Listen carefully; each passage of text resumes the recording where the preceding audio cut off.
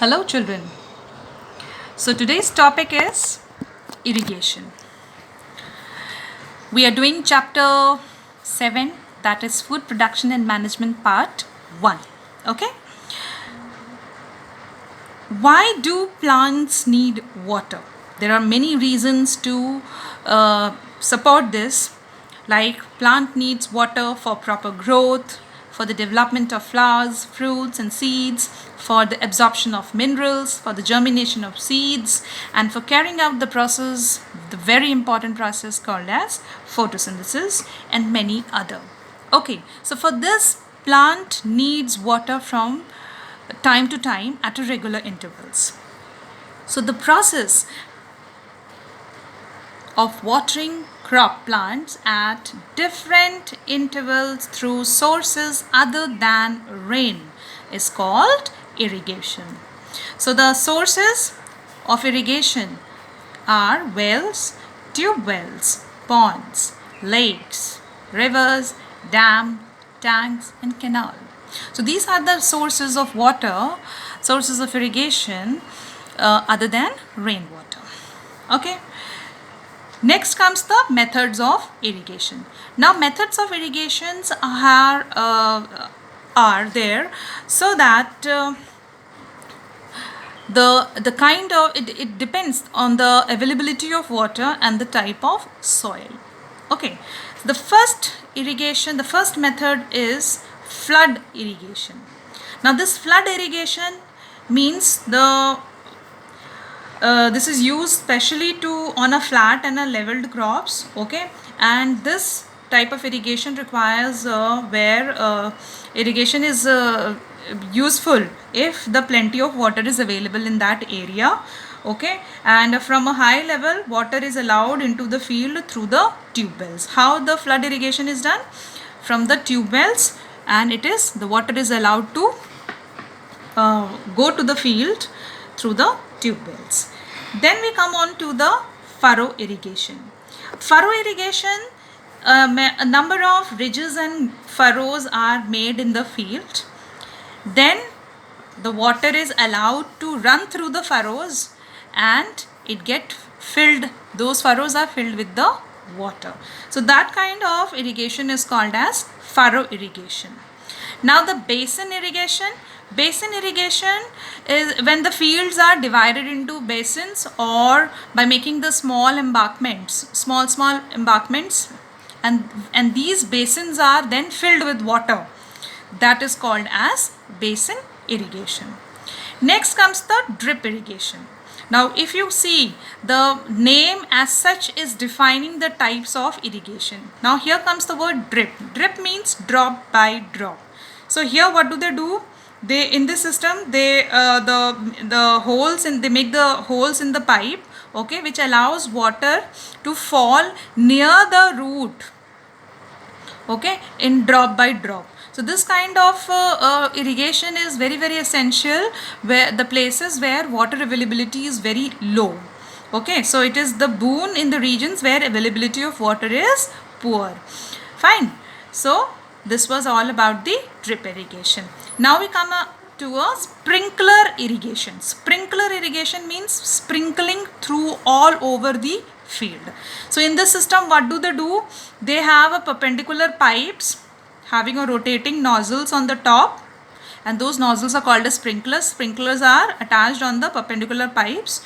Okay, and these pipelines join the main pipeline at the regular intervals. Then these pumps are fitted in the system for lifting the water. There is a nozzle which lifts these pumps, okay, because of which the sprinkler starts sprinkling water all over the crops. So sprinkler is mostly used in those areas where water is quickly absorbed by the soil.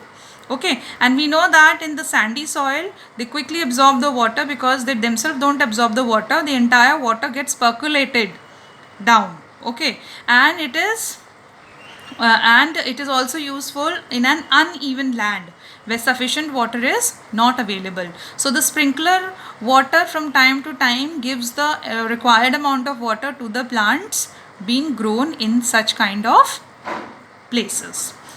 Fine.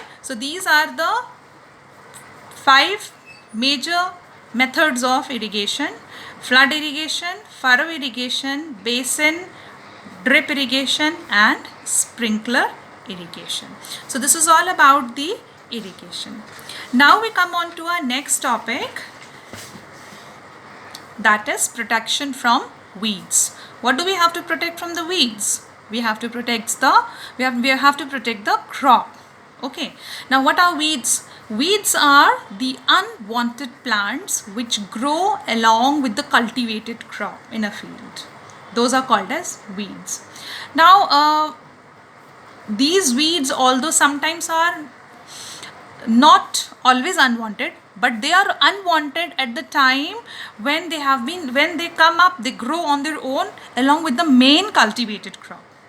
Why we are considering these plants as unwanted? Because they create unnecessarily the competition for sunlight, air, water, and nutrients with the main crop. So ultimately they affect our main crop when they grow. Okay, so some important weeds are amaranthus, argemone, convolvulus, then chenopodium, and chenopodium is a bathua and amaranthus is known as cholai. These two are green leafy vegetables we mostly eat. In Indian families they mostly have it, but they are considered to be an important weeds. Okay, so as I said, sometimes these weeds are they become unwanted because they grow along with the cultivated crop and they create the competition for those main crops regarding the nutritions, sunlight, air, water, etc. Okay, now how to get rid from this weeding? Okay, now what is weeding? How to get rid from these weeds? So to get rid from the weeds is by weeding, and the process of removing weeds is called weeding. So this method of weeding can be of broadly in 3 kinds. That is, first is mechanical method, second is chemical method, and third is biological method. We will look into all the types of method one by one. First one, mechanical method, can be done by hand. It is manual method. Then second is seed drill by the help of a tractor. Then ploughing can be done by manually or by tractor. Then by using a trowel, that is also done by manually. Okay, so these are the mechanical methods by which weeding process can take place or weeds can be removed. Fine. Now chemical method of weeding is by using weedicide. Now what is weedicide? It is a chemical which is used to kill weeds. So the example of weedicide is 2,4-D. Okay, it is one weedicide which we call as 2,4-D. It is used to kill the weeds chemically. Now third comes the biological method. Now biological method have been used on a specific plants up till now. Okay, so in this what do they do?